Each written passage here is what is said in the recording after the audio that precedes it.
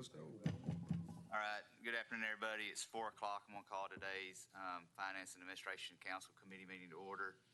Next item is roll call by City Clerk Donna Jackson. Here. Mr. Street, he called and he was at another meeting that was city. L.J. Bryant? Here. Mr. McLean? Here. Ms. Williams? Here. And Dr. Coleman? Here.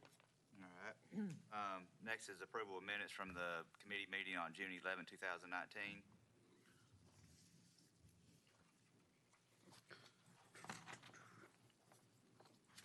Move we accept the minutes of the last. Second. Motion second. Any questions or comments? Seeing none, all those in favor say aye. Any opposed? All right, we're moving to new business. First is ordinance 19033. If it's all right with everybody, I'm just going to read this one by title only. It's kind of long, and I know bond counsel's here to answer any questions.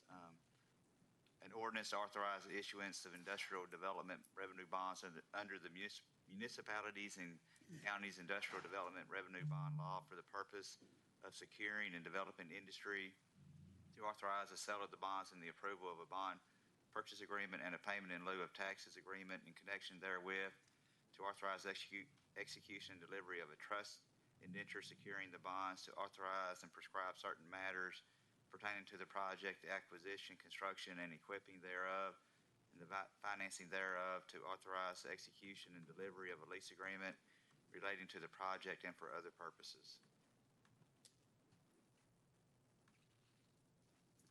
Okay, does anybody mind clearing up for me again? Oh, you go ahead. What's the difference in what we already approved to what this? That was the first step. So Okay. the first step that the city took was the resolution which set the public hearing date. So we've had the public hearing, which is a requirement before the city council can take action with regard to the ordinance. Okay. So it's just a sequential process that we go through, follow a timeline.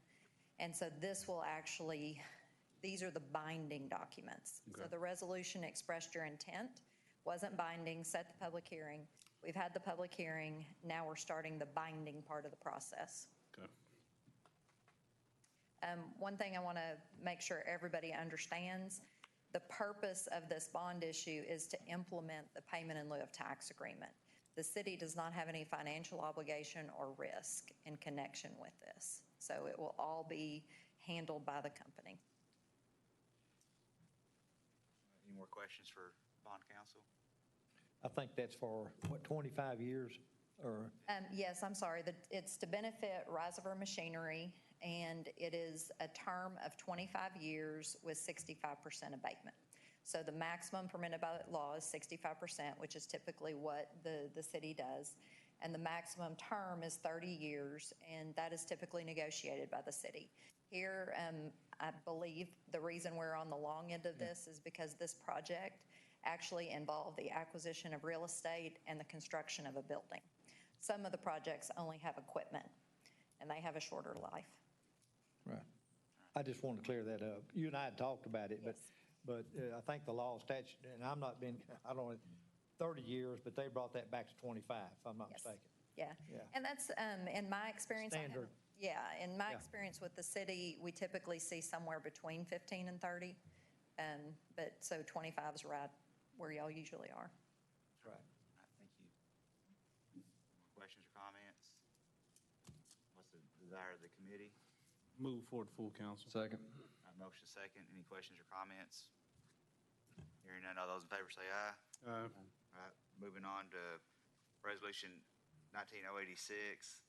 A resolution authorizing the mayor and city clerk to execute an engagement letter for audit services for a period of 3 years, a federal award audit with Thomas Pate Noble for FY 2018, 2019, and 2020. Whereas entities that expend $750,000 or more annually in federal financial assistance must have an audit performed in accordance with the Single Audit Act amendments of 1996 and Office of Management and Budget Circular A 133, audit of states, local governments, and nonprofit organizations.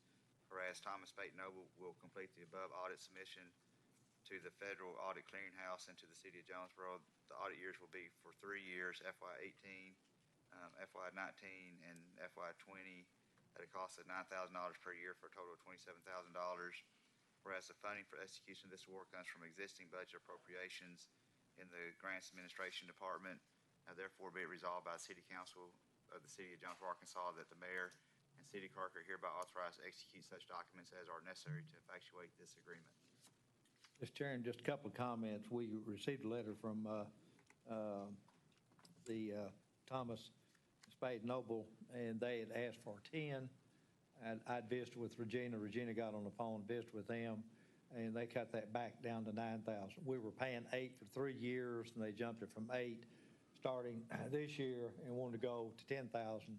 And I thought that was too much of an increase. So we did get them, and we locked that in for 9,000 for 3 years straight in a row. So they cannot go up on the audit. And it's required audit every year. I have a question. Is this for will this take the place of the legislative audit? Or No, What no. is this auditing? No. Because of all the grants that we get on the federal level, we have to have an outside audit done for HUD and all of those. So that's the reason that they go through all of our grants, and then we'll get a copy of that audit here. The council will approve that, and then we'll send those documents on to all the agencies that require the audit. Just like ASU, they have to do the same thing. Okay. Mr. Chairman, maybe, how often, Mayor, are we looking at bidding this out, or do we bid it out? Or is this under professional services where we don't Well- bid it out? Well, when we first got the letter asking, they wanted to extend the contract that they had, and they wanted to go from 8,000 to 10, and we didn't do that. We just contacted them. I believe that's right, if I'm not mistaken, and we got that down to 9. And for a fixed rate of 3 years in a row, so we'll pay that same amount for 3 years in a row. So then after that, are we going to offer? We can or bid.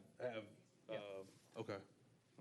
Yeah, we can bid it out anytime on those based on professional services, based on what we've got.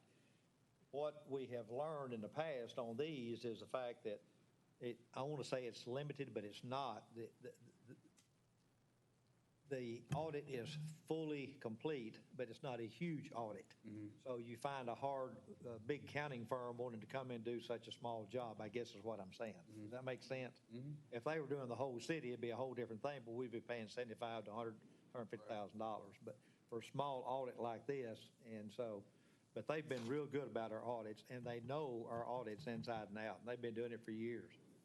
All right, any more questions or comments? What's the desire of the committee? Moving forward to full council. Second. Motion second forward to full council. If there's no more discussion, all those in favor say aye. Aye. Any opposed?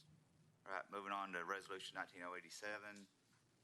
A resolution of the City of Jonesboro, Arkansas, authorizing the mayor to enter into an agreement with Grady Auctions and Realty Incorporated to perform a live public auction of surplus city equipment and other miscellaneous items. Whereas the City of Jonesboro, Arkansas, and Grady Auctions and Realty Incorporated desire to enter into an agreement to conduct a live public auction of surplus city equipment and miscellaneous items. And whereas said agreement is attached hereto to the terms set out therein. In addition, all documents used in the professional services selection process are attached hereto for council consideration. Now therefore be it resolved by the City Council for the City of Jonesboro, Arkansas, that number one, the City of Jonesboro approves the agreement with Grady Auctions and Realty Incorporated to perform a live public auction of surplus city equipment and miscellaneous items, that the terms of the agreement shall be a period of 3 years and there shall be at no cost to the city. All other details of the agreement, including the scope of services to be provided, are set out in the attached agreement. Number two, the mayor, Harold Perrin, and city clerk Donna Jackson are hereby authorized by the City Council for the City of Jonesboro to execute all documents necessary to effectuate this agreement. Moving forward to full council. Second. Motion second forward to full council. I guess my question, I know we have quite a bit of surplus equipment, and I mean, that just happens over time. Will there be a list published, like on the website or something? We will, actually, the city will, all the department heads has any type of equipment that will be going into that sale. They make a list of that, give it to Ronnie Shavers. Ronnie works with the auctioneer. And then they do the ad in the paper, and they list all that stuff at no cost to us. So the charge is to whoever is the consumer who purchased the product. They charge 10% or 8%. I don't know what the total is, but they do a big ad on this. We've had a low of 20, 18, 19,000. One year we picked in 125,000. you just never know what you got going into the sale and what will sell and not sell. Now, you've got other choices you can do. You could go through .gov, which is where you actually just take pictures of certain things you've got and send that in to them, and they put it online, just internet out there. We tried that once before. I'm not saying that they're not good. They are. But there was one piece of equipment that the guy purchased online, but they have the right to inspect, and it took about a month or two for him to get here. When he got here, he had the right to turn it down, so we had to go back and start all over. But there's some things that we need during the year to go ahead, I think, and start putting on .gov and getting the cash in here rather than waiting until the end of October and trying to have one big, huge sale. It depends on what the item is, and it depends on what you think will sell or not.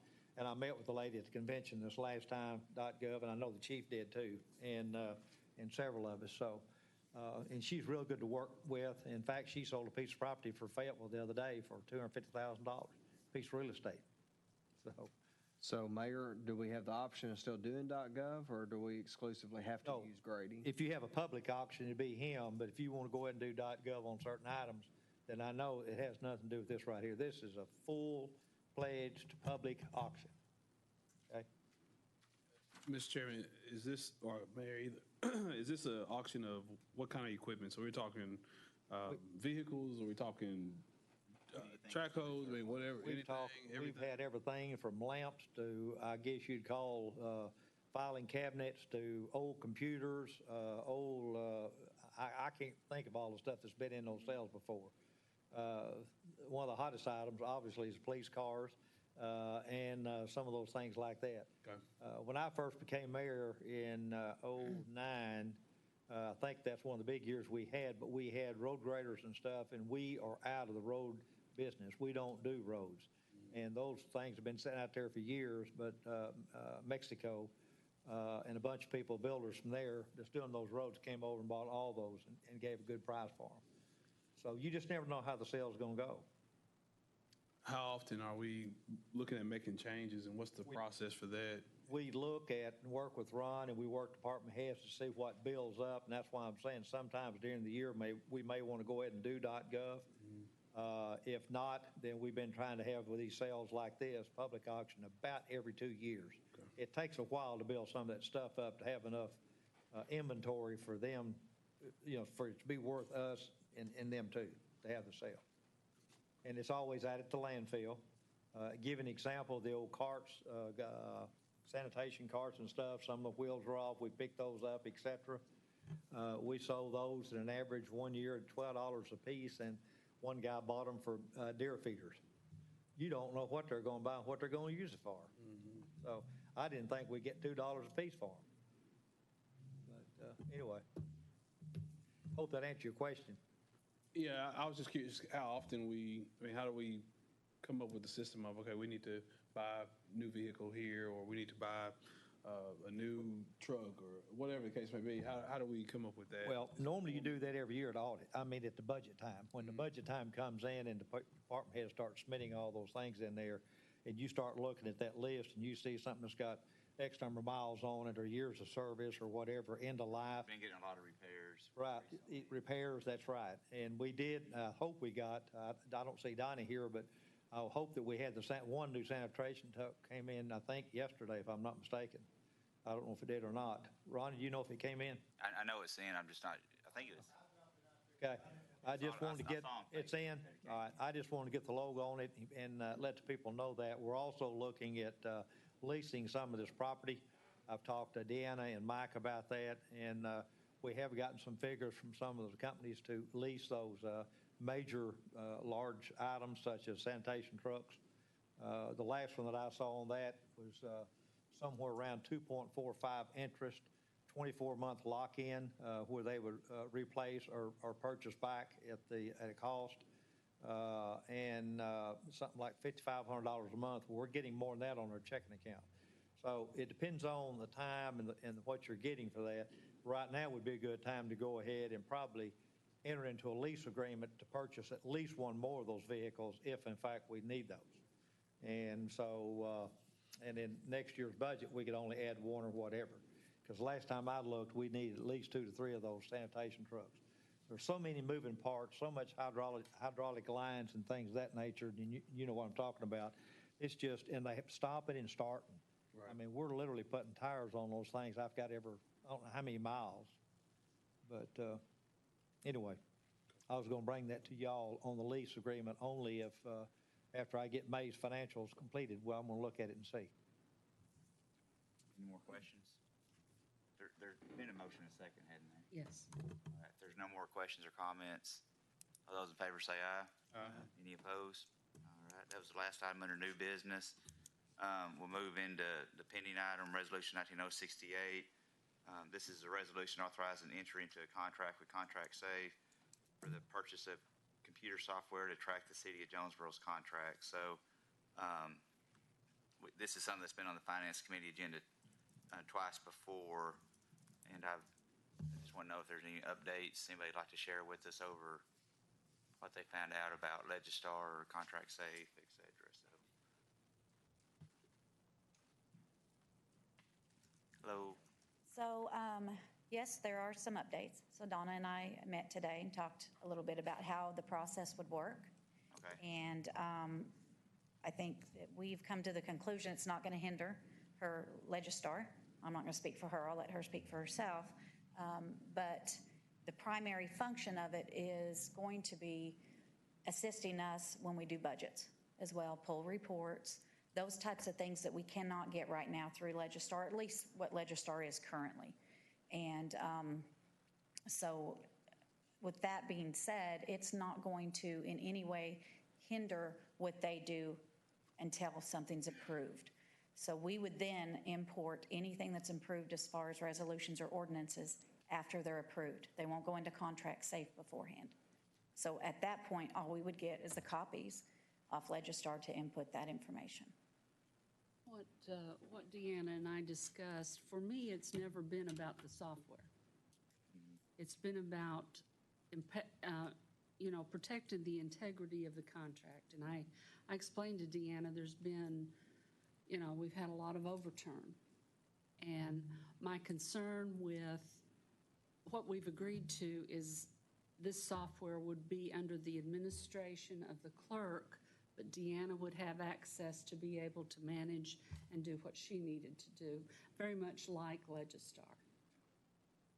And I did check on Legistar. It does do the boards and commissions, and it would give the mayor a reminder. And we asked for that in the budget. It was $9,000 for that suite, and it included other things. As far as what Deanna's trying to do with keeping up with when a contract ends and they have to renew it is what I'm understanding. It would not give them a reminder. Now, it gives you everything but that, but I think she's wanting that to be able to keep up with all of the directors. Let's keep up with project Right, timelines. right. And get that to you in a timely manner so that we're not, we're more proactive, and any questions that come up, we have time to address them.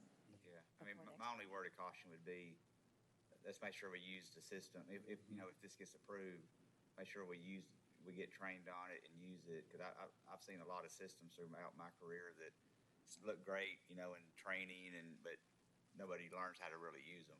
Well, I really appreciated Deanna coming and speaking with me along with Mike Downing, because we're coming at it from two different perspectives. Right. And I think together we'll be able to keep it on track. Right, that's good. Yep. I like everybody working together.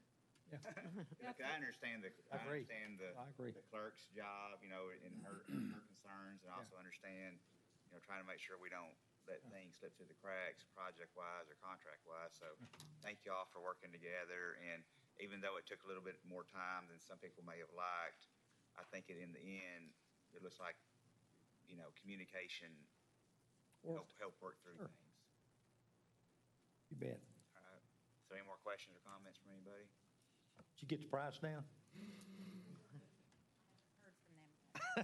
The reason I said that, I thought it was around 5. This says 4,296, so it was like. I'm going to ask that question when they call me back. It looked like you may have got $800 down off of it real quick. Any questions from the committee? If not, what's the desire? Move. Full council. Second. All right, motion second to forward to full council. If there's no more discussion from anybody, all those in favor, Mike would like to, Mr. Downing. I just want to thank Donna and her staff for meeting with me and walking through Legistar. It was a very helpful and educational process, and we committed to have a very open nature of business, and I just really appreciate her cooperation. All right, thank you. You too. Anybody else? If not, all those in favor say aye. Any opposed? All right, that was our only item under pending.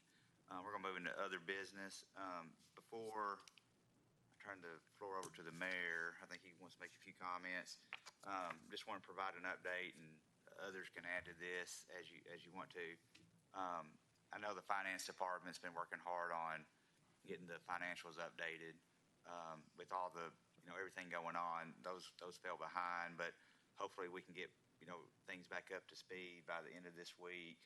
And then we also need to make sure we get everything, hopefully, if it's what we can as soon as we can to the clerk, so it can get placed on a city council agenda, so that everything can be reviewed according to our city statutes and the state statutes, so you get back on the regular quarterly reporting on that. So I think there was a little bit of misunderstanding about what was being done and stuff, so I think we worked through that.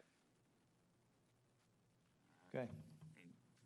All right, so Mayor, I'll turn. Well, I'll just go ahead. I'm going to take the lead on your comments there. We did get behind with the change of chief of staff, as well as when Resincheck moved, and also young man who was in there in that position. So we will, by this Friday, be caught up and have all the way through May. Now, we don't get the bank statements to somewhere around 10th, 15th, something like that. So what we met this morning is that a good time for cutoff should be somewhere around the 20th, the week of that 20th. So the week of the 20th, we will have the monthly reports done, all monthly reports on all the things that we do. And then it'll be on the next month's, it'll be the first of the agenda in the council meeting, so but you're going to get it as soon as we get through with it. The executive summary and all the reports that's behind that executive summary that backs that up. And that'll give you plenty of time, at least a week, week and a half before it comes on the council floor, so you can look at it or make any comments on it. So again, that will be done. I do have a call in to Larry Walters at DF&A. During our meeting today, it was brought up on two things. One is the fact that internet sales tax will kick in. I want to know from Larry when we anticipate getting the first one from the state on that. The second thing, which is, and I never thought about this, the second one was the report you get has a listing of all companies and who and what they pay on ABC, alcoholic beverage tax, and things of that nature. I'm not for sure that we may not have to give a lump sum rather than giving the name of the company. I don't know that, so that's a question for DF&A to answer that question. I know when you call or when I call there to get information from them, they will not give me a specific individual, but they'll give me either a lump sum or in a category of something. So I've asked them to give me an opinion on that. So I just want to kind of share that with you all. So on that. Anyway, does that answer your question on that? The cutoff on the 20th, you'll have it at least a week or so before then the first council meeting of the following month. We should be able to have the financials on there. And then once approved, we'll put those on the website.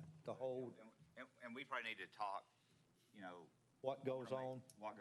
And I agree. the timing I agree. and stuff like that. I want to make sure we don't mess anything up with Legistar and stuff like that. I agree, because there's a lot of documents in there, okay? So we'll work through that. I mean, that was my thought after looking at some other cities and like Conway and stuff, but Yeah.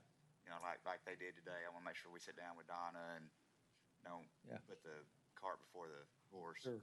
I talked to Conway's mayor at noon today, and again, they don't put everything on there. It's just certain things. And I think because, again, you got the ABC, you've got the state turnback, and in the state turnback, you got three categories of state turnback, and then one cover sheet will say combined, so you're going to start getting questions about which one is which, where does it go, why does it go there? And then you've got sales tax, and then you've got franchise fees, you've got sales tax, city and county, which is combined plus individually. So it goes on and on and on. So there's a lot of work in that report that gives you the total report. So, and I'm thinking that I may ask Deanna to the first month that we do that, is to go through one of those with you all. And I think that'd be a big help. Okay? Okay? I just got one other thing, one item, and I think, and I'm glad Patty is here because I think Patty had sent you an email about me trading cars. I just want to clear that up if I may, because it seems that the interest of the mayor's car is so much of an important issue here rather than trying to run the city. Now, let me explain something to you. First of all, let me answer the questions. One, we knew at budget time that we were going to look at a car probably in my area because of the mileage on the car that I had, and also going to Little Rock so much and out of town. So we used the state bid, Patty, state bid process to get that. So the state bid I went through was through the police department, which again was approved by the budget. So it doesn't have to go back to finance or the council. The second thing is that we were able to trade that car in at no cost whatsoever for a brand new car, which stopped any maintenance on that car. And the city does not pay any sales tax whatsoever. So that's I hope I answered all three of those questions. One is, it have to go back to council or finance, and no, the answer to that is no. The second one is on sales tax. The answer is no, we don't pay sales tax on that. And so, but I'd be glad to give you anything on that. So just let me know, and I'd be glad to do that. I just want to clear the air. It seems that King Harold and the Golden Chariot on the last car. So I just want to make it real clear to y'all that what I'm driving out here is an absolute police car, if you'll call it that. Go look at it outside. It sits outside back here in the back. And so you're welcome to look at that anytime. And it does not have any whistles and bells. In fact, it didn't even have the 3 buttons up here. I had to go to Mr. Vance's company and spend some money just to get a deal to get in my garage door. So I just want to make that clear that I'm not taking sales tax money, I'm sure you, for any gain for me or anybody else on that deal. I'm as frugal as anybody that you possibly can, and anybody sitting in this room will tell you that, and department heads. We don't buy a boat unless we need a boat, okay? So I just want to make that clear. Thank you very much. And I think that gets back to my question of when we decide, when we purchase vehicles.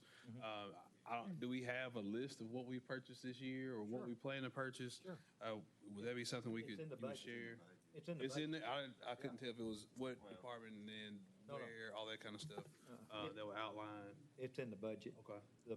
The department heads give a request in, and then, and like on fixed assets, they'll have the vehicles, or they'll have the equipment, or things of that nature, and then we put those in there if we can afford them or not. Right.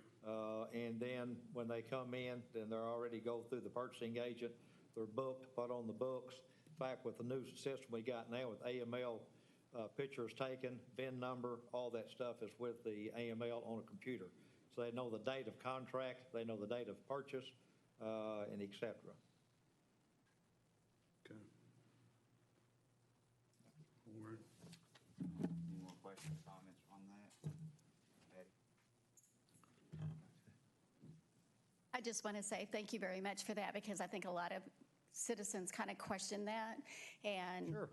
So I think just letting us know about that, because sometimes, you know, we see things appearance sometimes makes more of what something is. Is. So I appreciate that you let us know on that. You're quite welcome. you. Thank you, Patty. I don't have anything else under other business. Does anybody else? If not, we'll move into public comments. Anybody from the public want to make a comment on something that was not already on the agenda? Seeing none, next item's adjournment. So moved. Second. All in favor, say aye. Aye. We're adjourned.